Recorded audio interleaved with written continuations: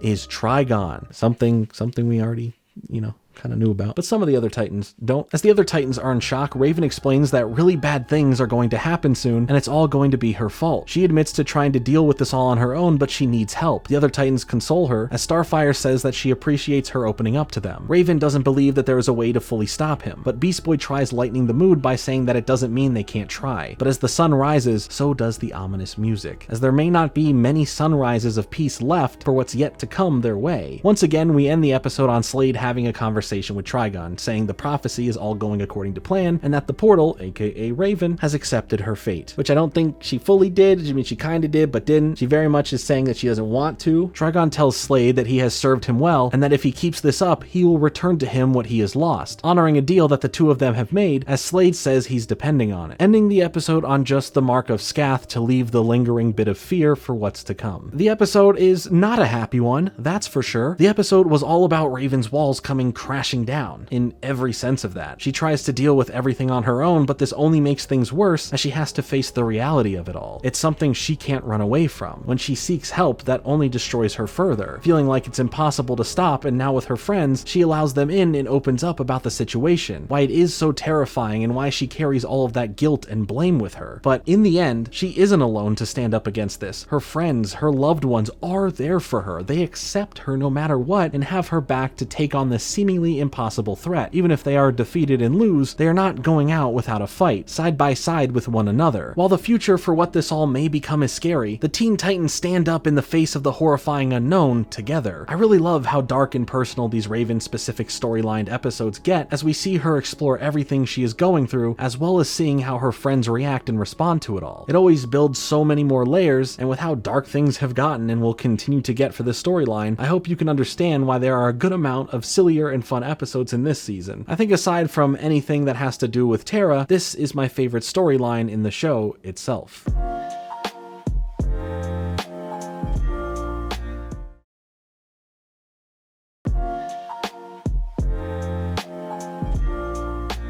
Did I get it right? For the next episode, titled Stranded, things get taken to a more relaxed and silly area after the intense story we just dealt with, as we spend some time really focusing on what the relationship between Starfire and Robin truly is. We start things off, however, with a trip into space, as the Titans are tasked with checking out a space station after communications with it had stopped, as they see the poor condition it's in. Cyborg gets to work trying to fix things up, but as he is getting the power back on, we see the glimpse of something crawling above the Titans. As they get the place filled with power again, drool from whatever crawled past them drips down onto Raven as they all see this weird creature hiding in the rafters. It then attacks them with a powerful screech, tearing up the place around them and even hurting the Titans themselves, especially Cyborg, but all of the Titans try and fight back against this creature who seems nearly invincible with every attack bouncing off of it. As it chases Starfire and Robin, they pull off an in-sync tactic where they both jump over a railing and down a pit as the creature then follows, but not too far down. As they lock hands, Starfire switches course, pulling Robin and herself back up to safety as the monster continues to fall. This leads to a nice moment where Robin compliments Starfire and she blushes over it, as Cyborg refers to Starfire as Robin's girlfriend, prompting him to nearly have a heart attack, getting all awkward and exclaiming that she isn't his girlfriend, which of course leads to Starfire confused as to what this means. Is she not a girl? Is she not his friend? Is she playing coy to this terminology? She has an immediate shocked reaction when he says that shows her sadness, and then, during a moment when the place begins shaking violently, Cyborg says she's about to blow in reference to the space station itself, but we see Starfire in the moment in a rage with flames all around her, as Robin awkwardly doesn't know how to get out of this scenario here. As the beast somehow returns and the place is about to fall apart, it's just funny to see Starfire confronting Robin about asking if she is not his girlfriend, then what is she, as Robin is trying his best to figure out how to deal with all of this. As they make a break for their ship, with the monster chasing after them, Robin gets knocked over as Starfire still pauses to help him, and as they are jumping into the ship to take off and get out of there, Starfire tries to mention something to Robin, but in his panic of getting out safely and the monster being right behind them, he yells to give him some space, having the double meaning of giving space between them and the relationship type of way, and also space to focus on just launching the ship and safely getting out of there. Look, I get it, it's stressful, but this definitely will not be a good thing for him. They are able to barely make it out of there in time as the whole space station explodes, with the blast of it hitting and sending their ship flying far out into space, as the monster somehow lands on their ship, tearing it apart, but Robin orders them all to not separate so they can figure out how to defeat the creature, but the bad signal for their communication makes it so that they only hear two separate, leading them to all eject from one another, leaving Robin's smaller ship stuck with the beast as the others fade away into different directions, with Starfire holding her hand out towards Robin in her part of the ship as the separation happens. I guess he's getting all that space he just ordered, huh? But like a madman, Robin ends up speeding way faster in his ship, eventually sending the monster flying off of it as he proceeds to crash land in some trees on this planet. We then start checking in with all of the other Titans at their crash sites, seeing that Beast Boy and Cyborg crash down near each other as Beast Boy needs to help put Cyborg back together again. Raven finds herself waking up to a bunch of small creatures that inhabit the planet, and eventually, Robin is able to find Starfire's crashed bit of the ship and frantically tries to find her, but inside, all there was an alien creature that tries to eat Robin, leaving him to be saved by Starfire, who uses a bow and arrow to save him. And this feels like one of those cliches that we see in every movie or TV show that has a character or a group of characters get stuck somewhere and need saving, and in this unfamiliar land that they're in, there's one survivor who comes out of nowhere with a bow and arrow as they've been living there for a long time going, "Come with me, I'll save you." At least that's how it felt. When Robin is glad to see her, she comes off robotic and cold, treating him as if they are no more than just a couple of co-workers, and any emotions are non-existent. Starfire just wants to make sure that they all find the others, but Robin wants to know what's up, asking, "Hey, what's wrong?" as she makes a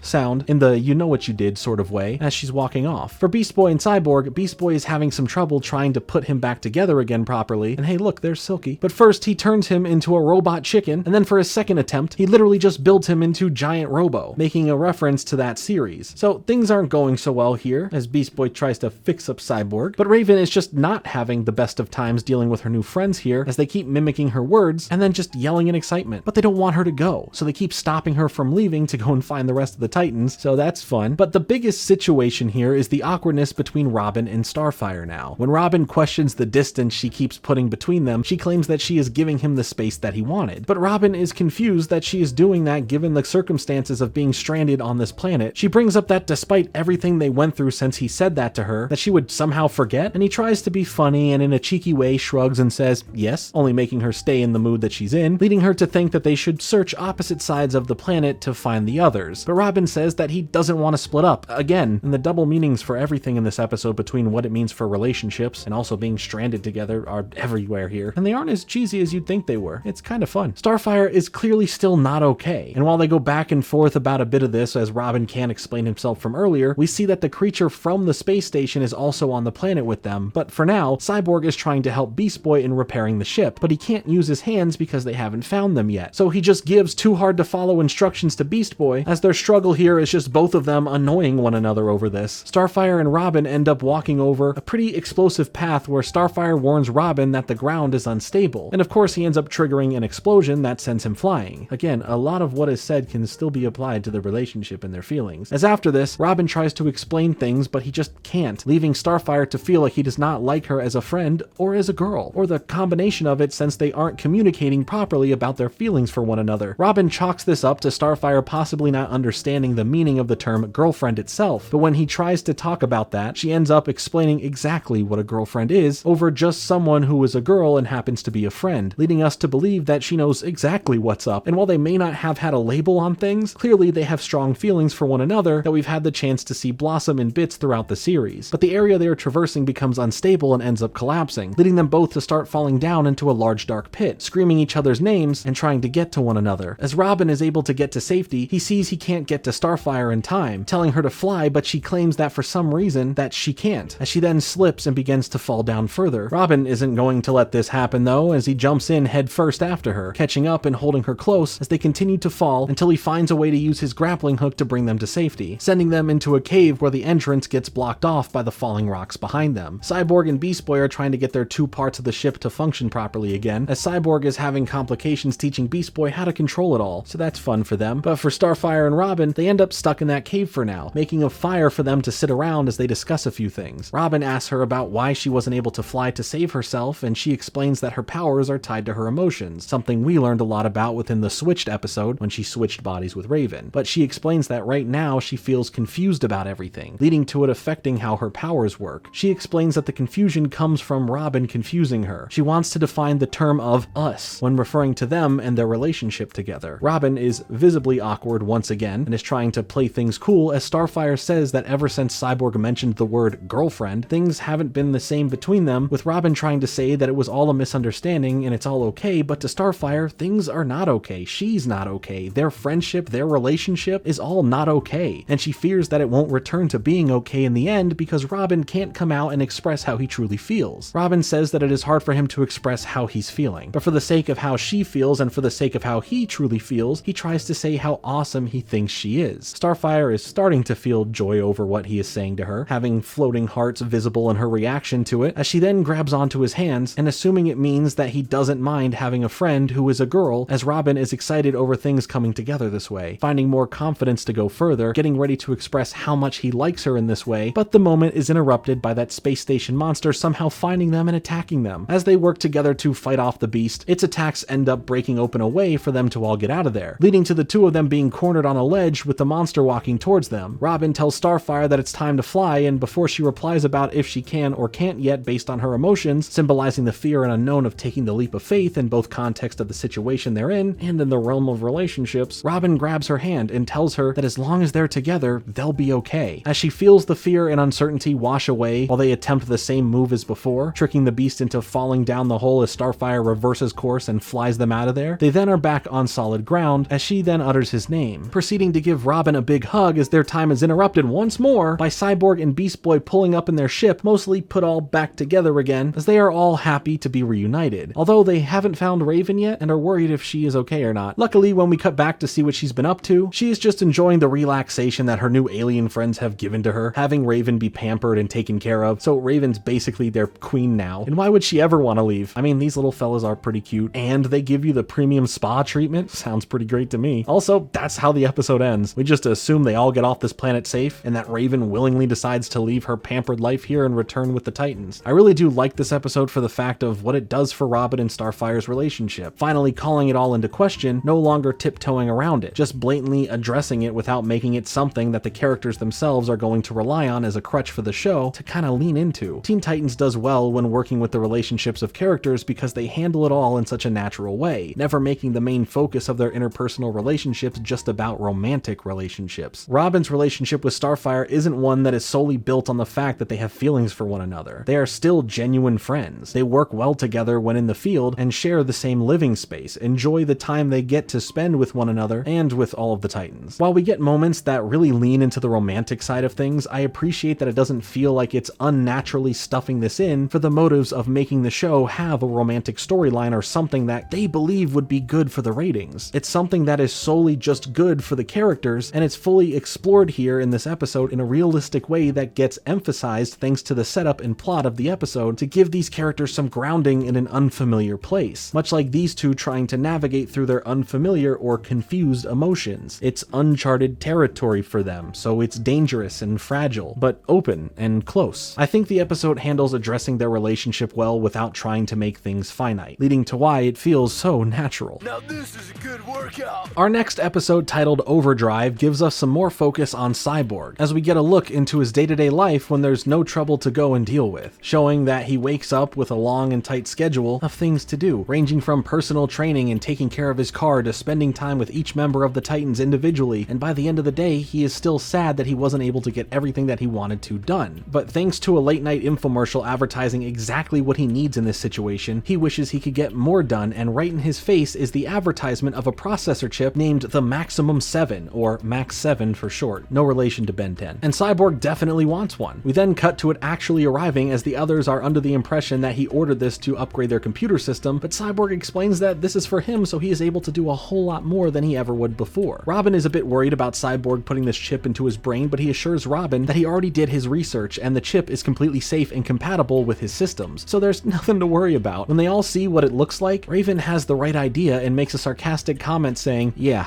that looks safe." And my problem is that it's the red theory again. It is red, therefore probably nothing good will come from it. Now, instead of reading through all the manuals, instructions, warnings, blah blah blah, Cyborg puts the chip in and immediately feels a boost in efficiency. And what a perfect excuse to start showing it off, as Adonis has returned, this time no longer being a werewolf, but he does have some new upgrades, and Cyborg does as well. When the Titans are fighting, Cyborg's extra energy and power has him running full cylinder, jumping in the way to fight Adonis when Robin was in mid-attack, offering a high five for a nice job on the assist. He continues to do this for all of the Titans, defeating Adonis on his own essentially, as the others are taken aback by Cyborg's skills, with Robin saying that it looks like the chip really does work then. Cyborg is feeling great, and that he can get so much more done now, taking everyone out for pizza since the day is now saved. We then cut back to get a look at his daily scheduled activities once again, seeing how this new chip is affecting them, where he's better at his training performance, better at video games, better at taking care of his car, better at basketball against Robin, and better at chess with Raven, all the while finding more time in the day, slotting in more activities like building a game room, going surfing, coaching baseball, winning a spelling bee, learning Tamaranian with Starfire, making his own barbecue sauce to sell, and a whole lot more. Beast Boy tells him that he's getting worn out just watching Cyborg not take any breaks, telling him to slow it down a bit, but Cyborg feels great and is enjoying every last second of it. But now the alarms are going off for another crime that they have to deal with, this time against the villain Billy Numerous, who, based on his name, has the powers of multiplying himself along with being super strong. Cyborg is treating this as an inconvenience to his schedule, only caring about other stuff that he has to do, so he wants this over with quickly. Billy here multiplies himself, being able to outnumber and overpower the Titans pretty easily, as the main Billy had already made an escape with everything that they were stealing, or he was stealing. All of them were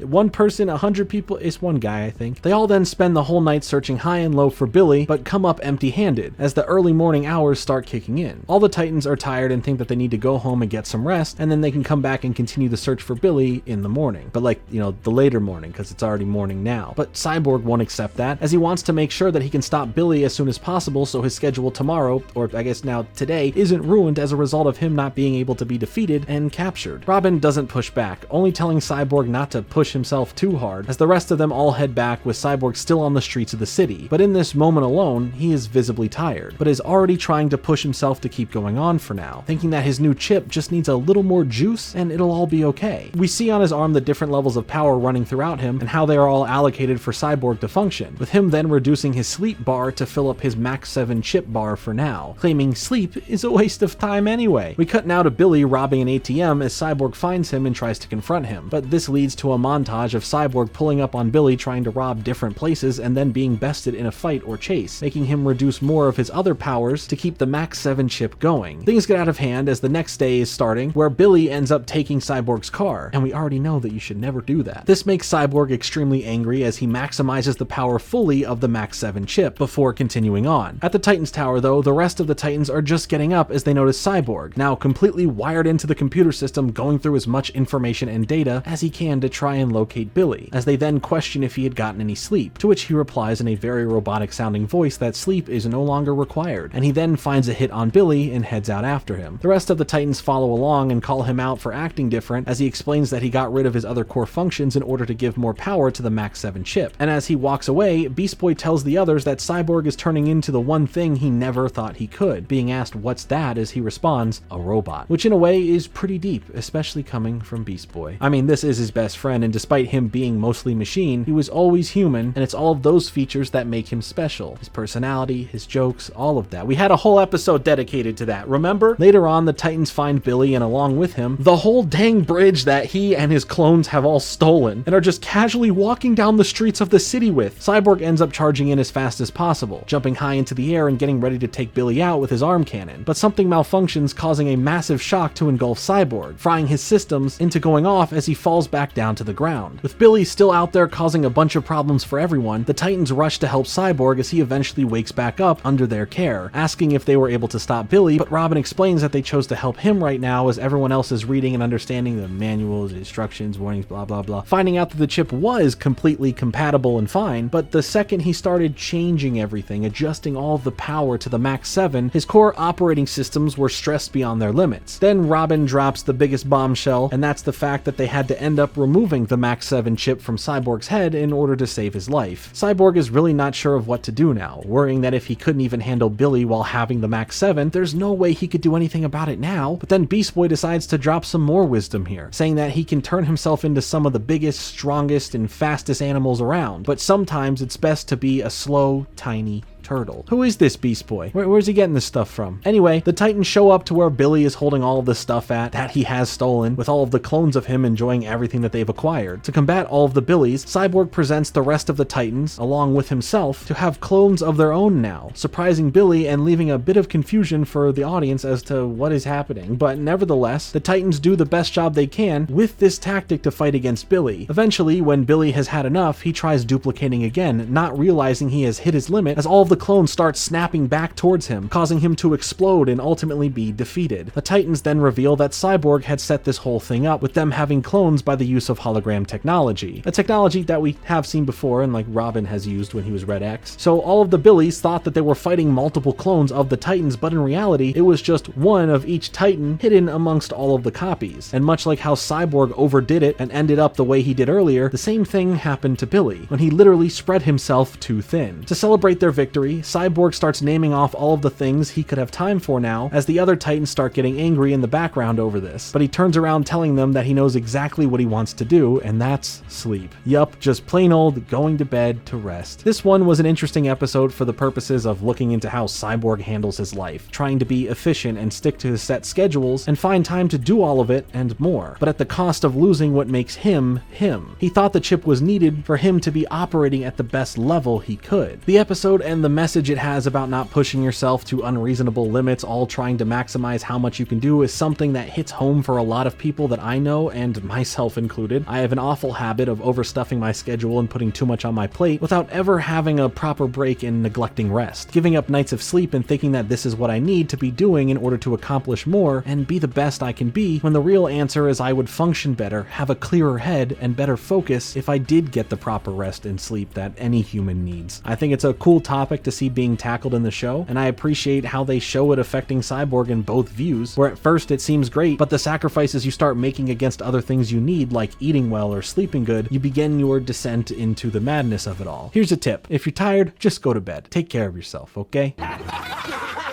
The next episode, titled Mother May I, is a bit of a fun and weird one, but unlike other sillier episodes, it doesn't officially have the Japanese version of the theme song playing at the beginning, but it is still meant to be a lighter experience in general, as after this episode, you better buckle up for what's to come to kind of finish off the season. We literally start the episode with all of the Titans passed out around the main room of the Titans Tower, slowly waking up and all immediately being hungry as the character of Mother May I makes a bunch of pie magically appear so they can fix that being hungry problem, and everything's meant to feel all normal here, but it's not normal. Why were they all randomly passed out? Who is Mother May I? What flavor pie was it? All important questions that we need answers for. So far, we see that she is going around the tower, cleaning up after the Titans with whatever magical abilities she has, taking care of them and babying them as only a mother could. What is different is that we see the Titans having this pink hue to their eyes and being overly polite in their responses to Mother May I. Seeing Raven get pie cleaned off her face while she is smiling and laughing is something that will for sure let you know that things are not okay, but I will let that slide because she will not be smiling much after this episode. We then get our first glimpse of who Mother May I truly is when she sees Robin styling his hair in the bathroom, as we see what seems like a green monster wearing a purple hat with an eye on it reflected in the mirror, but when the camera pans to reveal who is walking in the bathroom, we see the version of Mother May I we've been seeing the whole time so far. If anyone, like for example Starfire here, doesn't accept every bit of overloving help, she forces whatever spell she has over them to keep going. So yeah, something is going on here. We don't know what her goals are yet, but in the meantime the crime alert goes off, scaring Mother May I, as we see the alert is for something to do with the old Hive Academy students. Mother May I doesn't want them to go, saying it's too dangerous and putting up a playpen fence around them like they were the gosh darn Rugrats. I really love how confused the Titans are for a moment as they genuinely act lost here, saying no one's ever stopped them from going on a mission before, and that they have saved the city so many times before, or like why can't they just go? Raven almost gets her memory back, trying to say that in those times Mother May I was never there, as the spell that she has put them under has them believing she's always been around, and she is inserting herself into their life under this whole illusion and doesn't want that spell to break. So she does what she does best, offer some more pie. And while they all still eat the pie, they are bummed and still want to go out on the mission. So she gives in and lets them go and deal with it, referring to it as them just going outside to play, but under her conditions, as she makes them all look ridiculous. And we get this moment with Raven that is so odd to see. But Mother May I even takes weapons and gadgets away, calling them dangerous toys to play with. Either way, she loads them all up into Cyborg's car as she drives them out to the mission like she's bringing them to soccer practice. I mean, so far, she's just being an overly attached and overly caring mother-like figure. What's so bad about this? Her true intentions aren't revealed yet, so who really cares, right? Well, how about a little motherly embarrassment? So the trouble at the mall ends up being the Hive 5, a clever name, but this group consists of 5 characters that all come from the Hive Academy, with 3 we already know, Gizmo, Jinx, and Mammoth, but the other 2 new members we get to meet here are Seymour, a character that has an eye visor and helmet setup that can switch between different settings to offer different powers, from launching bubbles that can do different things, having the ability to see things in different viewing modes like infrared and more, as well as being able to inflate into a giant balloon-like way of getting high up in the sky for various activities. It's a great time for people who have wanted to see more eye-related superpowers. I think there was a pun I just said. I won't tell you if it was intentional or not. That's on you to decide. The other new character here is Private Hive. A little presumptuous to assume that you can take the title of the school as your own name, but whatever. He's basically like a Captain America type of character, having no real defined superpowers, but he does have a hive shield. He's good in a fight, and he's got a motorcycle. The Hive 5 group is causing some trouble at the mall, like I was saying, as the Titans then roll up on them to fight. And the embarrassing part isn't that the Hive 5 are laughing at the way that they look and how they're all dressed. It's when they make a joke about if their mother dressed them today, as Mother May I then drives by in the background saying that she will pick them back up in 20 minutes, and acting like that embarrassing parent trope that we've seen so many times before, not just in media, most times in real life, as she causes a major car pileup behind her before leaving the area. I mean, the Hive 5 are eating this up. They are laughing at and enjoying how silly the Titans look, but that doesn't matter for too long as they all get into a brawl in the mall. A mall brawl, if you will. And the real question is, who's catching smoke from this mall brawl? Okay, I'll stop with the stupid wordplay, I'm sorry. But things aren't going well for the Titans, as their new outfits are either making their fighting tactics feel restricted or not allowed to work at all, leaving the Hive 5 to show off what they have to offer, like Gizmo having some more new abilities with his tech, glad he's not stuck in that goo anymore, or Seymour totally being inappropriate to Starfire. Things are just a mess here. Like, how is Robin going to just accept in broad daylight getting a wedgie given to him? Some things you just can't recover from. Scrapes, bruises, broken bones, they all can heal. Public humiliation from getting a wedgie and then doing nothing about it, might as well retire. Or just become Nightwing now, and that name change would do you well in this situation. It's okay though, their mother is there to save them because that's going to make things better for their public reception. But as she helps, Starfire ends up getting hit on the head by a light post as Mother May I comes around to check on her. But in Starfire's dazed state, the spell she has had on her is starting to wear off, showing Mother May I's actual appearance as a 3-eyed green witch, freaking Starfire out, but she keeps things under wraps for now, not saying anything, as she is currently the one that isn't under the spell anymore. We see when Mother May I is driving all of the Titans back home that she is still in her green form, giving us the perspective of Starfire seeing things for how they truly are. Through her spell, she has the Titans wanting to never go out on another mission again, especially if they can lose and get hurt like that, giving them more pie to eat to, and I'm saying this in air quotes, cheer them up. But Starfire is noticing that something is odd, specifically about the pie, as after everyone else eats it, their compliments and obedience towards Mother May I turns into this pink aura that feeds directly into her, as if she's gaining something else from it all. When we see the Titans Tower now, it looks like a gingerbread house, and you tell me, would you rather have the gingerbread Titans Tower or the speaker system Titans Tower? Comment down below to lock in your vote. But back inside, Mother May I is tucking everyone into bed for the night, and once all of them are alone, Starfire opens up and explains everything as fast as she can, telling them all the truth about what's happening, but they are more confused than anything about whatever she's talking about. They all go to sleep aside from Starfire, who ends up overhearing Mother May I do that whole villain thing where for some reason they have to explain what evil thing that they're doing, and she's not even telling the good guys the plan or anything, like you'd usually see when they think they've completely won. No, she's just laughing it up and talking to herself about it all. We see that the bed that they're all in is inside of an oven, and she mentions that love is what is giving her her powers and strength, and now it's time for the final act where she's not baking with love to serve something to them, she's baking them with all of the love they have to serve herself. Yeah, it's literally Hansel and Gretel, but she starts turning up the heat, revealing that the bed that they're in is actually the base of the pie itself as she reaches in to place the top of the pie on and get things cooking as Starfire tries to figure out what to do in this situation. In the heat of the moment, no pun intended for that one, Starfire uses her powers to burst out of the pie and oven to confront Mother May I, sending attacks at her as the other Titans wake up and are confused as to why Starfire is attacking their mother. But Mother May I ends up grabbing her to punish her as the other Titans claim that Starfire didn't mean it, trying to save her from the punishment, but still being under the spell, as Mother May I then forces them all to go back to sleep as she then goes and deals with Starfire, as she is forced to then eat a bunch of pie, leading Starfire to quickly think on what to do, opting for pretending to eat one and acting as if she is under her control. But once she leaves, Starfire spits the pie back up and says that she's never been more happy to have 9 stomachs. I only have 1 stomach, and IBS is already the worst thing to deal with. Imagine dealing with that, but times 9. The rest of the Titans are starting to get too hot, not realizing that they are being cooked as Mother May I tries to keep things calm for them and stay business as usual, making some sentient gingerbread men cookies too.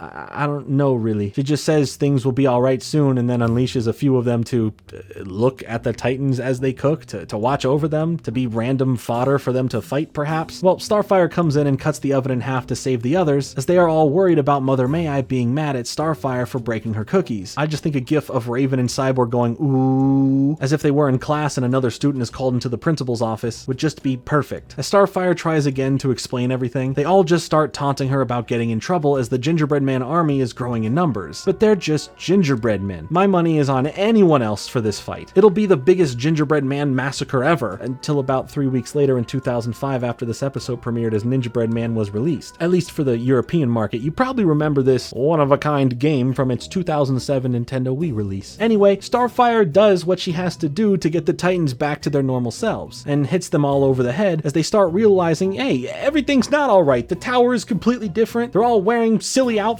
or have funny hairdos, and why the heck are they in a pie? Starfire says she'll fully explain later as the Gingerbread Man army is coming after them. As the battle gets going and the crumbs are flying everywhere, seriously, don't forget to clean them up, you don't want ants, the gingerbread men start forming together, a giant gingerbread man with candy corn nails and teeth, but he's still a cookie, so it's not a tough battle when T-Rex Beast Boy over here just eats most of him in one bite. As they escape from the kitchen and make their way through their now made of candy tower, they start tracing their memory back to how this whole thing started in the first place, with Raven remembering that they first saw Mother May I after Cyborg brought home a pie. Cyborg then starts recalling where he got this pie from, remembering that he was heading home one day and noticed an interesting assortment of items for sale from an odd shop, and after seeing the pie they had for sale, the hungry side of him took over and he just had to have it. Of course, not knowing that there could be something off about it because he was so blinded by the food itself and disregarded the other odd items that would tell you to stay away from all of this. Robin tells the Titans they need to figure out how to get rid of Mother May I, as she then appears to them, telling them there is no getting rid of her, as she complains about how much she has done for them and how ungrateful they all are, while she starts trapping them in various ways, like having Cyborg and Raven trapped in some jars. Oh my god, just no! It's okay, as they aren't trapped for long, as right after she captures Robin, she shows them all tied up with none of them being trapped within anything. As she tries forcing more pie at them, Robin grabs the giant slice of pie and tells her that she isn't his mother, sending the pie right into her Mother May eyes. Oh, okay, that one was very bad and I'm sorry, but she now says that they are all grounded, resurrecting the gingerbread man cookies into new monstrosities, who then give chase to the Titans, as this leads into a fun little montage with some cool shots and bits of animation, like them all of a sudden running in an unfamiliar snowy setting, only for it to be part of something that Mother May I is knitting, or like running around the dizzying swirl of a lollipop, while somehow now in the world of Candyland. I am actually surprised that Hollywood hasn't tried making a Candyland movie, both in the style of a traditional kids movie where somehow some kids get teleported into the world of the game like Jumanji, or some Blumhouse production making it a horror movie franchise that somehow continues to be profitable. Either way, I am sure it'll happen eventually. I guess there is that random animated Candyland film from 2005 that's less than an hour long, but this isn't what I meant. I really need to focus. I'm sorry, I'm getting caught up in so many things. Back to the episode. So after she chases them for a bit more, they all end up in a giant pie, as Robin has an idea as he starts digging into the pie face first, saying that if pie was how she got into the tower and into their lives, then pie is also what's going to get her out. Yeah, the others have no clue what he means by that either, but they just use Starfire's tactic of faking it, covering themselves and their mouths in pie and saying sorry for everything, and that they found these pies and it helped them remember how great she is and are thankful to her as a mother, telling her that they feel better and that they love her, filling her with joy that they are all back under her control once more, as far as she thinks. Starfire then asks for a hug, to which Mother May I happily agrees to, but as soon as she leans in, Robin springs the attack as they catch her off guard, getting a hold of her magical wooden spoon, using its powers with Raven's powers on one of the pies, creating a portal vortex that starts sucking in all of the candy and pie related stuff into it, including Mother May I, resulting in a fully finished pie that Silky nearly eats. I like how they handle discussing what happened and what to do here, as Beast Boy is confused as to if she's just trapped in the pie now, as Raven is all like, yeah, sure, whatever, as if they are just accepting any explanation for what happened here. Cyborg makes a joke about them eating the pie to get rid of it, but claims it to just be a joke,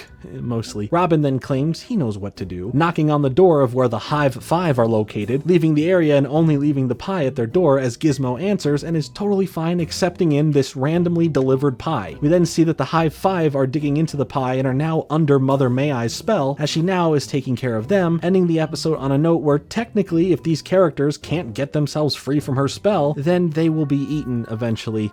Robin's plan is for the Hive 5 to be killed off in such a brutal way when you really think about it, but I don't want to think about it. This was a fun and silly episode that played around with a familiar story and gave it that Teen Titans twist. I'm going to be brave and just say that I am not the biggest fan of pie. My apologies to Hugh Neutron. I'm more of a cheesecake kind of guy, and if there's some old Tumblr post or BuzzFeed quiz that I can take to tell me what that means, I'll bring it to my therapist. If this paragraph from some random website I found has anything to say about it, it's not too bad, and it is correct. I am a little bit emotional. If you ever slight me, I will be all like Misty from Moody's Point, saying, "You're so hurtful," or "What's that supposed to mean?" I am either a ray of sunshine or the rain that takes it away. There's no in between.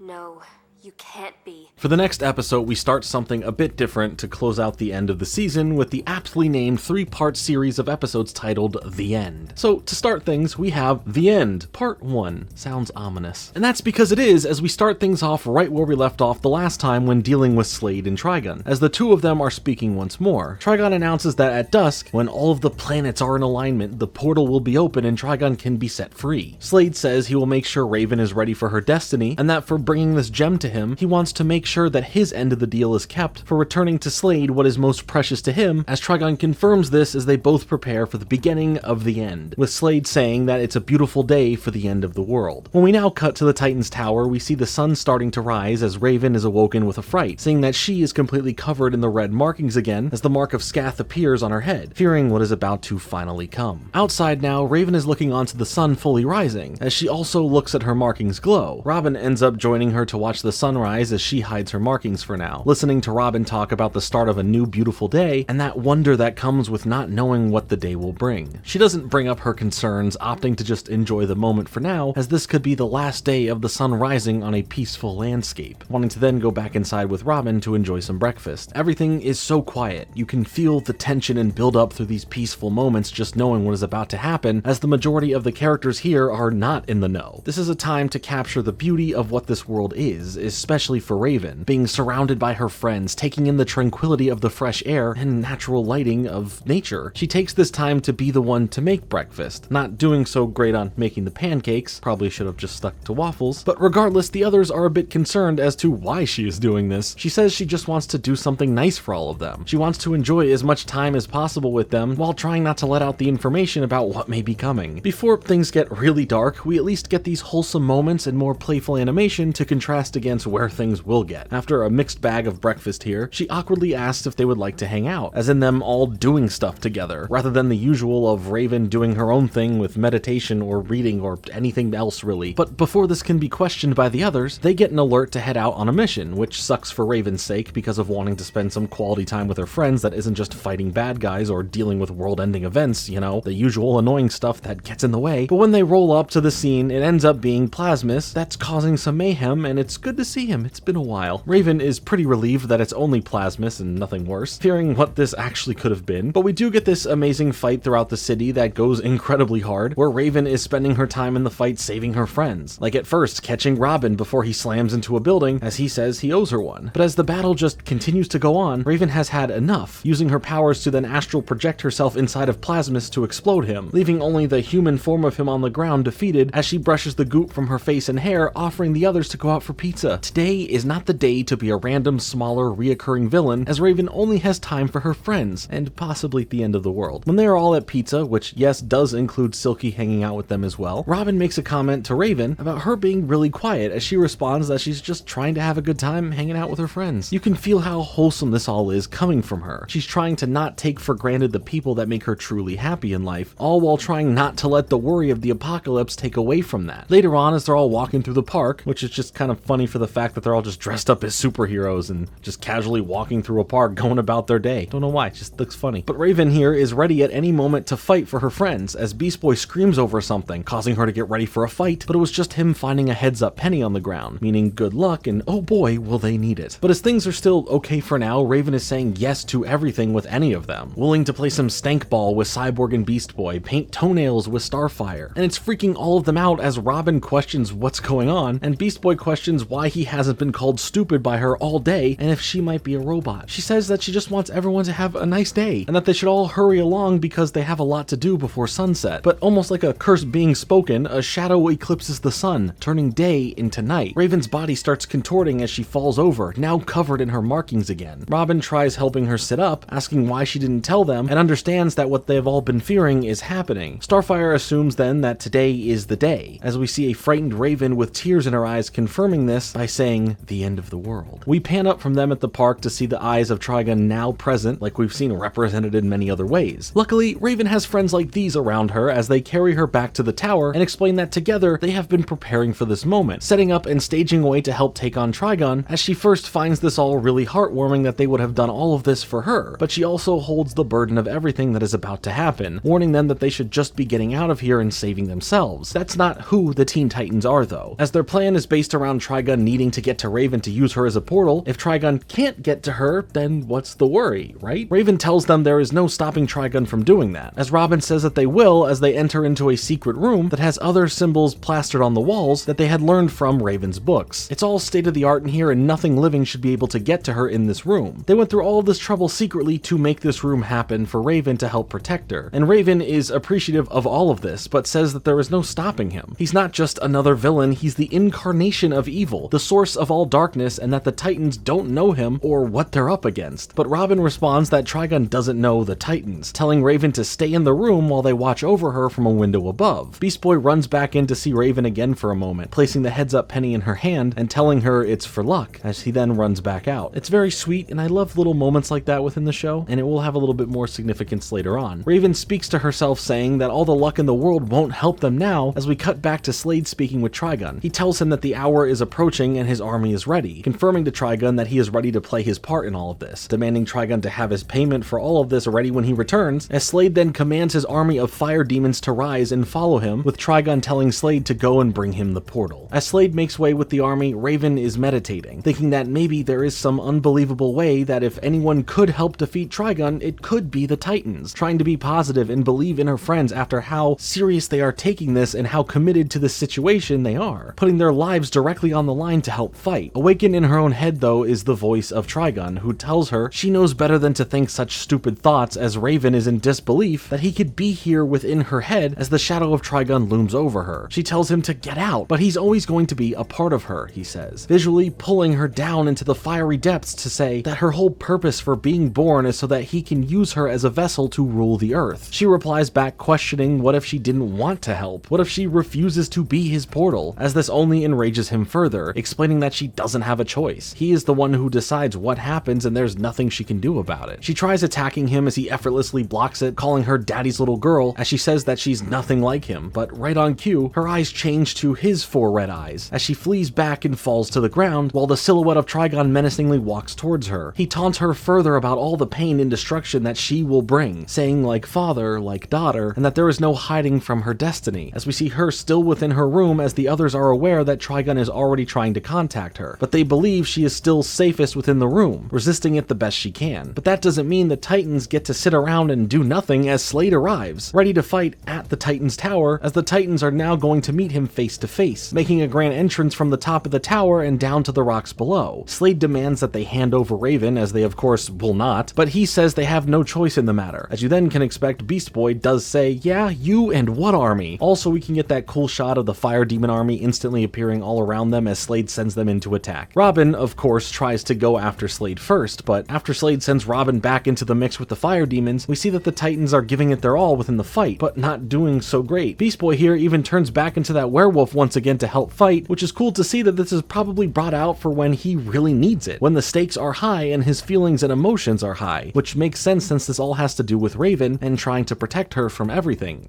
Again, just a little detail I like that's quietly thrown in there. Cyborg gets a really cool moment where he declares no one is getting into the building, standing on it as he gets hooked up and overcharged up, essentially like he's mega evolving, with him donning more weapons and these 2 massive arm cannons that drain the building's power, aside from the safe room that Raven's in, I assume, as he fires it off, seemingly hitting Slade and the Fire Demons as he falls to the ground, low on power for now. After the dust settles, Slade still stands there, and to make it worse, all the Fire Demons appear back as well. Raven is still dealing with Trigon as he tries to mess with her head much like Slade would, asking Raven if she really wants her friend's last day on Earth to be like this. They are all doomed as he wonders how she can watch them suffer like this. She just pleads with him not to hurt them, as he says he's not the one hurting them, she is, and it seems like Trigon is winning this struggle that Raven is having. She says she doesn't want to be a part of the prophecy, she doesn't want to help him, but he tells her that she knows what must be done and that it is her destiny. As the others are still fighting outside of the tower trying to stop Slade and his army, Slade is eventually able to subdue them, asking Robin if this is what he really wants his last day on Earth to be like, as he yells back that it's not his last day while Slade prepares to finish him off. But Raven steps in and tells Slade to stop, as the other Titans who have worked so hard to keep her locked and safe in that room while they fight to stop the impossible are just shocked to see her. Raven lands in front of Slade, telling him that she is willing to go with him, but the other Titans won't let her, as Robin tries to stand up and get in the way, but she explains that it's her destiny. She has to do this. Knowing that they won't stop trying to stop her, she uses her powers to put them all to sleep, and gently places them down on the ground as she says goodbye, and to be safe, as she now walks off with Slade. As they continue on to the room where this summoning will take place, Raven plays mind games back with Slade, telling him that he's just as much of a pawn in this as she is. She knows her own father a lot better than Slade knows him, telling him that Trigon won't deliver on whatever he had promised to him, as this finally gets under Slade's skin, or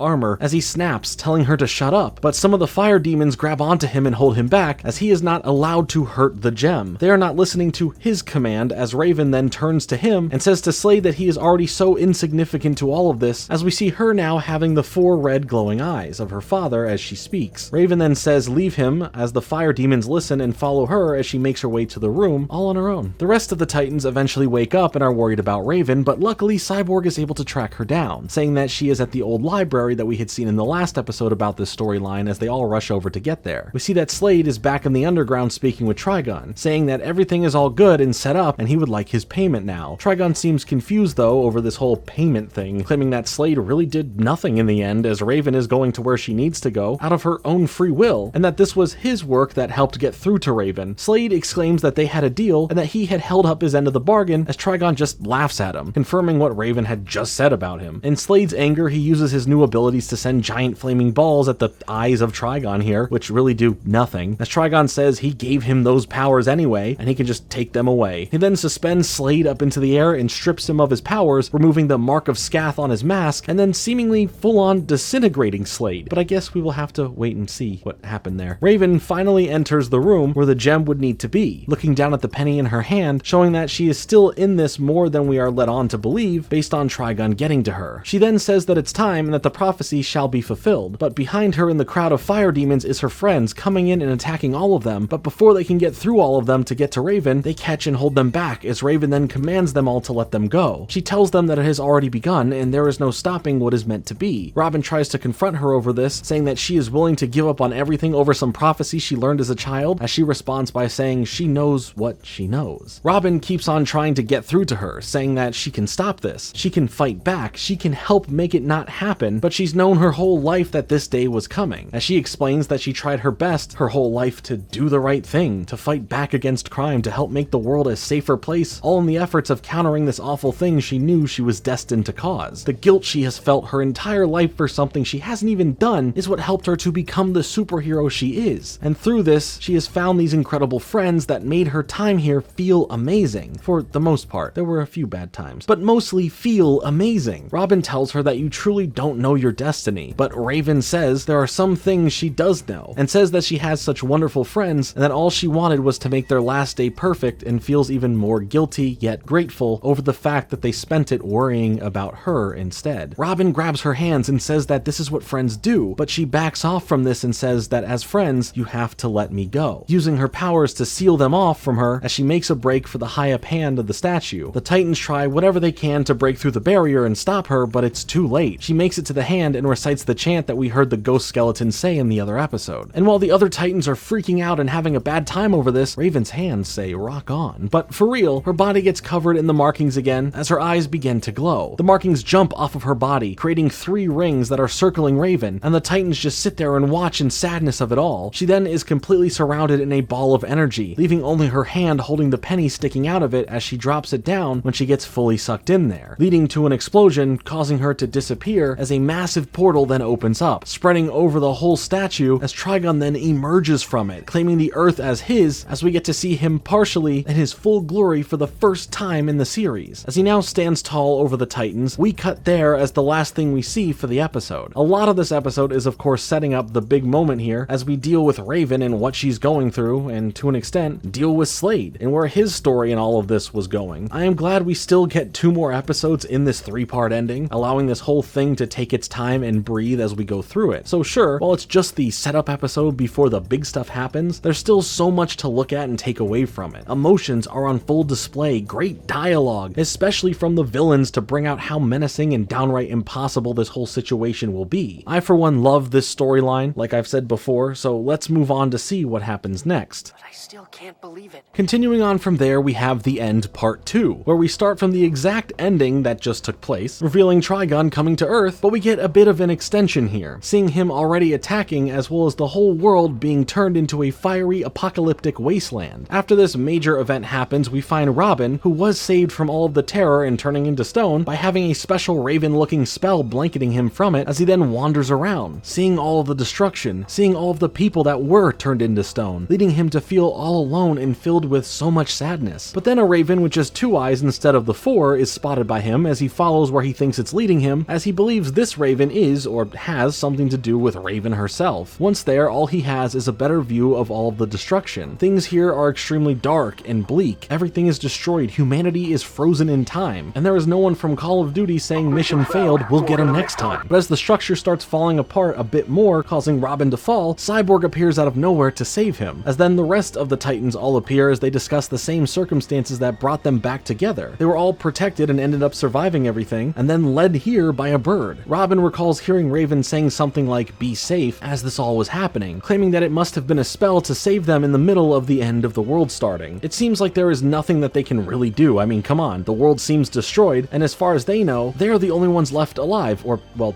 you know, just not turned to stone. Robin doesn't want the Titans to feel defeated and want to give up. He tells them that there is still hope. As long as they are here and around, they still have to try, putting his hand out for a team moment as he says for Raven, followed by the rest of them doing the same. When all of their hands are put in together after saying that, a Raven-looking spell starts up around their hands, shooting them all back and giving them all a little bit of her powers. Raven has given them some sort of way to actually fight back, and as long as they stand together, that power is amplified. Raven has made it so that her friends will stay close to one another, work as a team, and that bond that they all share shall help them prevail. Or not, who knows. Raven is still there in spirit, now being just a little part of each of them to be kind of like the glue that is holding them all together right now, much like how Starfire has been seen in the show. It's a cool way to see her feelings processed without even seeing her on screen. She knew there was no stopping this event from coming, but that doesn't mean she believes it can be stopped afterwards thanks to the power of her friends. The guilt and pain that she feels from all of this happening is shown in how she is still somehow helping to stop it from whatever she has done to save her friends and give them some of her powers in the end. So I am sure that they are going to do the most logical thing possible here and try to figure out how they can start working together and taking down Trigon. Nope, actually, they just go straight after him. He's just sitting there in his new throne, which is cool because it's like the Titan's tower, as he continues to just grow in size, with the Titans rolling up on him and start using all of their abilities, but to no avail because, well,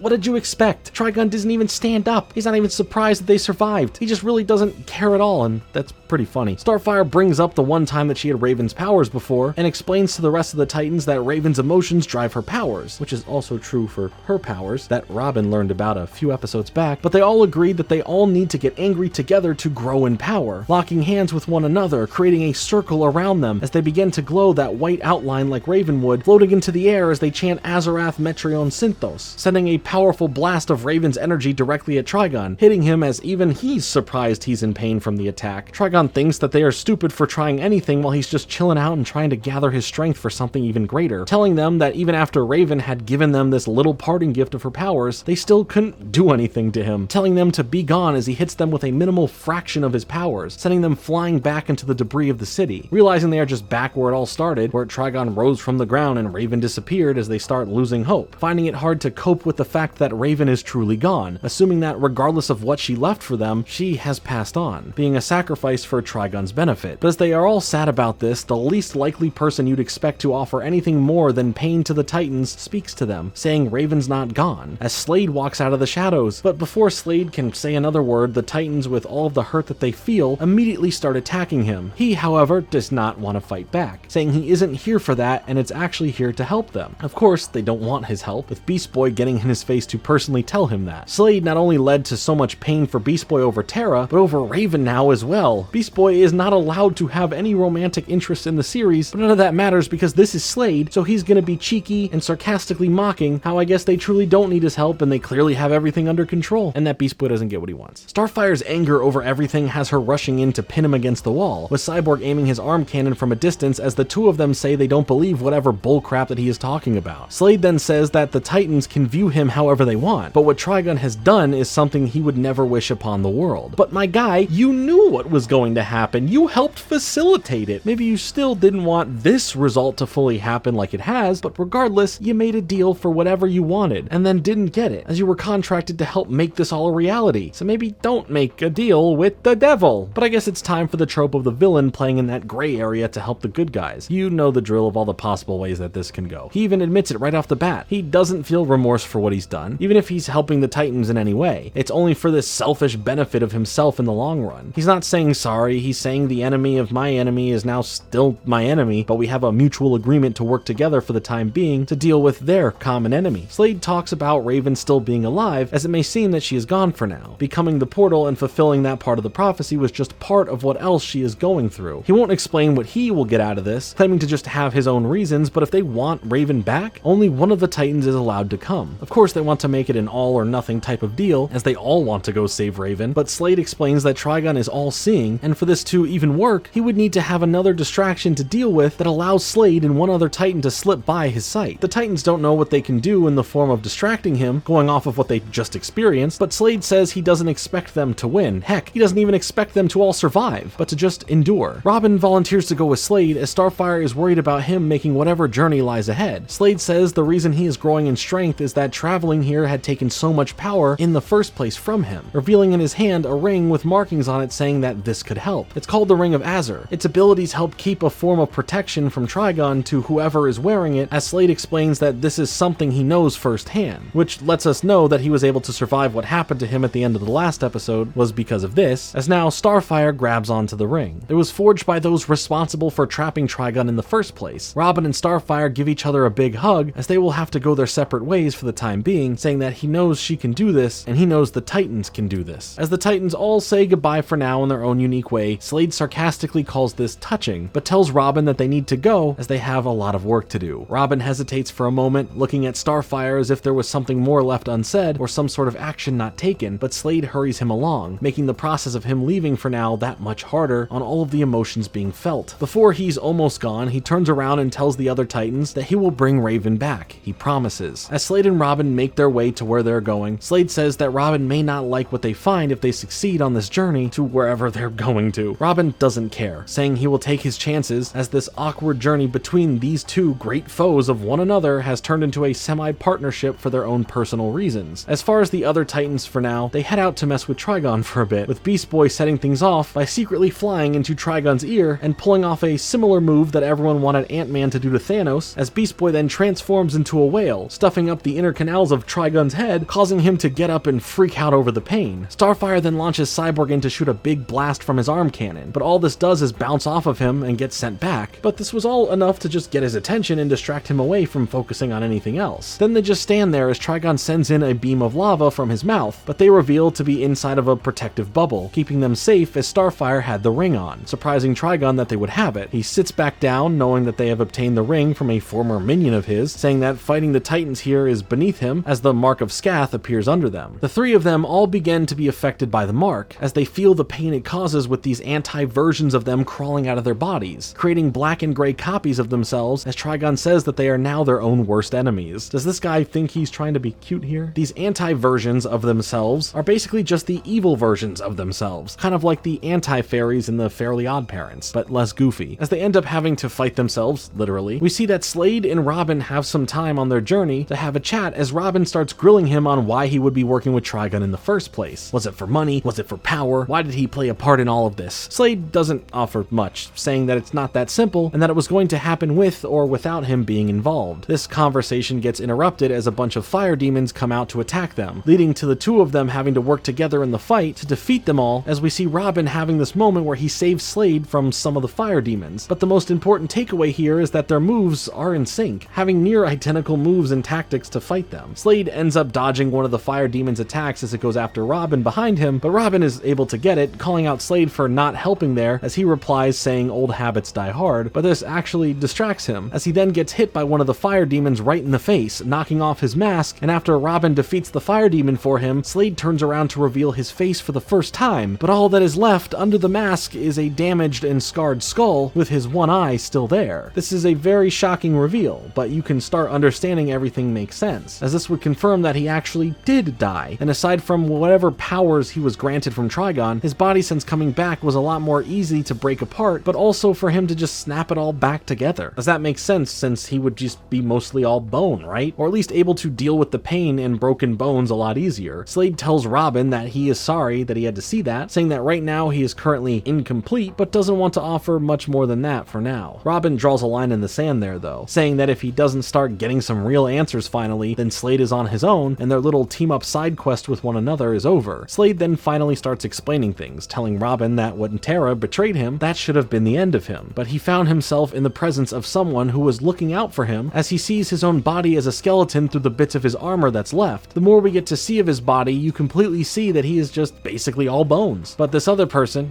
Trigon, offers him a chance to have back what he lost if he accepts being under Trigon's command. The deal was to do some things for him, and Slade would get back his flesh and blood. He explains that he was also granted these powers that felt great to use, and that he enjoyed the perks of the job beyond just the deal, but in the end, it never even mattered, as making a deal with a demonic presence just isn't a great idea, especially without having some form of protection, as we see that he did have the ring on when he was seemingly destroyed by Trigon. Robin then realizes what's at stake for Slade now. It's not about saving Raven for the Titans, it's about Robin helping save Slade. Slade replies that a deal is a deal as they continue on for now. But your last deal, man, didn't work out so great, I guess. The Titans on the surface are stuck in a heated citywide battle with the anti-versions of themselves. And not only are they hard to put a fight up against, having the same set of moves and all of the same knowledge, the anti-versions of themselves are taunting them with awful things, acting as the horrible thoughts that they would feel internally. Starfire has to deal with the taunting of her feelings and care for Robin. Cyborg has to deal with hearing jokes about him not having a mother, and Beast Boy has to deal with mentions of Terra and her leaving him. This is only making the fights more intense for all of them, getting them all more emotional, a lot more angrier, and not willing to back down whatsoever. For Slade and Robin, Slade ends up sliding down the cliffs after he makes a step on a part of an unstable cliff, but lands safely a lot lower down as Robin then follows. But we see this moment of weakness from Slade. Clearly talking about all of this, let alone dealing with it all, and currently still going through it, has caused him to lose a bit of his calm and dark edge, saying to Robin it must be a joy for him to see him in such a weak and vulnerable state. But but Robin doesn't budge on the emotions, saying he's here for Raven and Raven only. He feels no pity for Slade. Slade, however, changes things back to the mission, saying that this is where they part ways on their journey, telling Robin that his path to Raven is in one direction and his path for what he seeks is in the other direction, and it's somewhere that is a much hotter location. Robin is just surprised at how this is ending for their journey, calling him out for there being no extra ulterior motive, no double crossing, that's just it. Slade makes more sarcastic remarks about how about a little gratitude for following through like he has and for keeping his word. Robin says that this still changes nothing and that if he ever sees him again, but that's cut off before finishing what he was saying, as Slade says he expects nothing less from him. The implication is that Robin wouldn't hesitate to fight him and try taking him down if Slade is to survive and come back and cross his path. And Slade already knows this, saying that he expects nothing less in almost a proud fashion. As Robin continues forward, we see him slay more fire demons in a flashy and aggressive fashion, eventually making his way to a destroyed church, only to be caught off guard by someone running away from him in the area as he chases after them. Seeing what looks like to be Raven, but as he removes the cloak, we see what looks like a younger, small, and scared Raven in her white outfit as she responds to Robin by asking, "Who are you?" as the episode comes to a close. There is so much that happened in this episode, and it serves as a great middle piece of this 3-episode finale, showcasing why the dialogue in the show and the character writing in general all work to make such incredible characters that get such impactful moments. The episode pulls back up so many little things from previous episodes that all have led to who these characters are now, how the actions of the past or what they have been through in the past have affected who they are now and how they navigate dealing with it all. We see how characters have to face their own demons, literally, with Starfire, Cyborg, and Beast Boy fighting the darkness and all of these feelings in the form of clones of themselves. Robin puts himself at the forefront of this journey to rescue Raven, to hold on to his promise of keeping her safe, all the while he gets to spend time with his greatest enemy, learning about the truth of his reappearance and feeling some sort of peace from it, knowing that this has closed the chapter on so many unknowns about whatever happened to Slade. Obviously, that doesn't mean he has had some proper closure on it all, but where things are left at for them now is a good spot for Robin to be in, as he is not the same character from back in season 1 or season 2. He has grown. He doesn't have the same obsession with Slade. He is able to look at the bigger picture here and keep focus on saving Raven over having a chance to fully defeat Slade for him to never come back again. But he doesn't act on anything. It would make him no better than Slade and definitely no better than Trigon to seize that opportunity. He doesn't even struggle with trying to think like that. He is focused on saving Raven first and stopping Trigon right after that. And Trigon, oh my god, what a huge and menacing threat he is. I love that he isn't shown here to be causing all this extra destruction or dishing out his full amount of power. He's just casually sitting there, knowing how powerful he is. He doesn't need to show off anything right now, as a fraction of his power is able to do more damage than any other villain the Titans have faced in the past. It makes it all exciting for where the next part, the finale to this 3-parter, as well as the season, goes and wraps everything up. Trigon's full power is yet to come. Slade's journey isn't over. The Titans are fighting themselves, and Robin has just found what may be a younger version of Raven. This is the darkest season of the show in general. The themes, plots, action, and visuals have all ramped up to heights that make everything that is at stake truly feel that it is. Well, let's take a look at how this all culminates and comes to an end in the final episode of the season.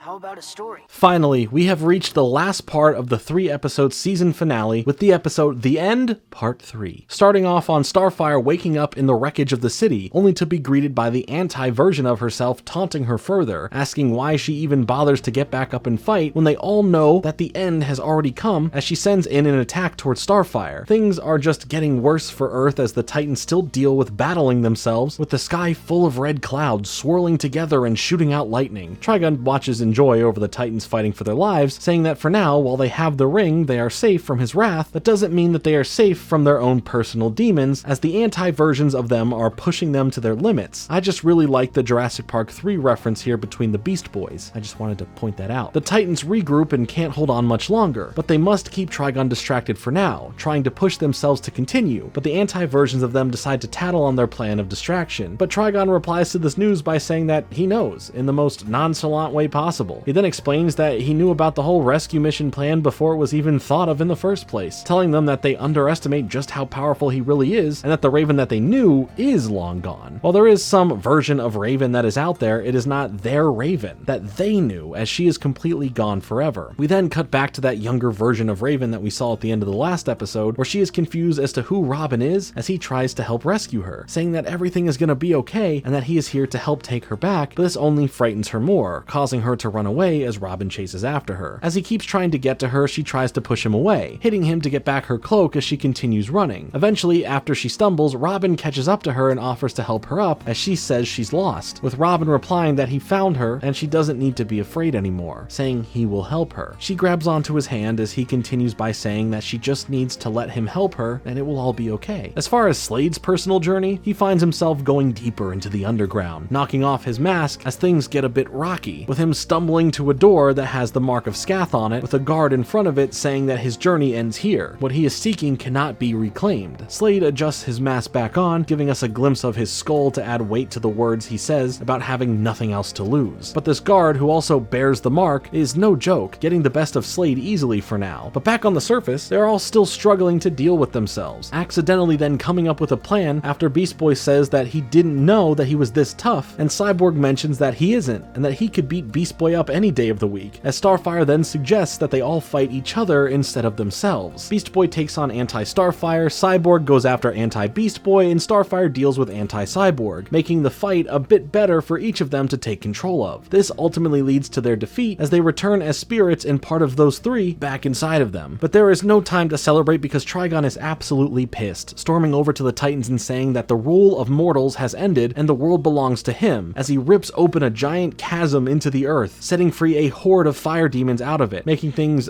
a lot more difficult. Robin continues his journey helping bring Little Raven to safety, spending the time trying to keep her calm by telling her the story of his friend Raven, which is just a really sweet and heartwarming thing to see and hear. And just seeing how Robin has been treating the scared young version of Raven shows off this really kind-hearted and compassionate side of Robin that's just genuinely really sweet. As he is telling her the story, they bear witness to a bunch of fire demons flying up from the lava and heading out into the world, crashing into and knocking down large pieces of rocks that knock Robin off from where he was climbing. But as he tries to slow down their fall and hold them onto the wall, Raven ends up falling off and heads all the way back down to the lava below. Without waiting, Robin instantly jumps after her, making sure he dives down perfectly to speed up to catch her, grabbing onto her securely as he then uses his grapple to get them both to safety before the worst can happen, dodging all of the fire demons and their destruction. In a moment of things being calm now, Robin wants to make sure Raven is okay, as Raven asks Robin why he is doing this, with Robin asking if she remembers things now, to which she confirms that during the story, she could vividly see all of it like it was a dream, the times they all spent together as a team, what they had all been through, what her father is doing, all in these bits and pieces, but it's coming together for her to understand. But what she does know is that the bad thing has been done, and there is no stopping it, telling Robin that he came down there for nothing as he responds that he came down there for her. She responds with eyes full of tears asking why, saying that she can't help, her powers came from her father, and now that he used her for what he needed, her powers are gone. As she falls to the ground in sorrow, she says that there was a prophecy. The prophecy came true, and it's all over now. Robin gets down to her level, saying, so what if it is the end of the world? We're still here fighting. We're still friends. But Raven still feels helpless, telling Robin to look at her. There's nothing that she can do. All hope is lost, with Robin responding by saying that he guesses he'll just have to have enough hope for the both of them, smiling at her as she gets helped back up and put onto his back as they continue upwards and out of the underworld. Slade is still in his battle with the guard, taking damage that exposes more of his skeleton underneath the armor, but after the guard tells him that he's essentially on this bonus bit of time to exist because he died a long time ago and that he cannot defeat pure evil, he responds just as you'd expect him to, saying that he's not such a nice guy himself, showing that he had planted an explosive on the door right behind where the guard stands, detonating it and defeating the guard as the door is then opened, releasing a bunch of brightly lit spirits zooming all out of it, with one of them directly aiming for Slade as it then hits him, restoring himself completely underneath his armor as he feels like his old self again, saying no need to get up to the remains, or lack thereof, the defeated guard. He'll just let himself out. That brings many questions about what about the rest of the light sources that just escaped? Were they all imprisoned promises that Trigon has held over others? Were they just like the souls of certain deceased characters? Could this have bigger implications? Who cares? For now, Robin surprises the other Titans back on the surface as they are dealing with more fire demons, and their excitement to see see him quickly turns into shock as they see this younger Raven that has come back with them. Meanwhile, Trigun cuts a rift into the sky above, sending fire demons through it and saying that every being in the entire dimension will bow down and worship Trigun the Terrible, making sure that every single world falls. The Titans are trying to figure out what to do as they learn from Robin that this Raven doesn't have her powers, and they also realize the protection ring they had is now completely destroyed. Robin tells them that this is it then. One final strike, one final stand against Trigun to either save the day and every being in the dimension or fall as heroes, fighting to save everything together. Robin says it's him or us, all or nothing, and you just know that things are going to go down. Robin goes over to Raven, telling her that this is her story, and while he's not sure what will happen next, he believes that she will know what to do when the time is right. This nice moment doesn't last long or give the Titans actual time to prepare as Trigun shows up, lifting away the rocks that they were hiding on the other side of. As Trigun then mocks the Titans, they try to launch an attack but are instantly captured and held within an energy sphere, with the little Raven watching in horror of it all from below. Trigun tries to say that their world has ended and that their time has come, but he couldn't finish the sentence because out of nowhere,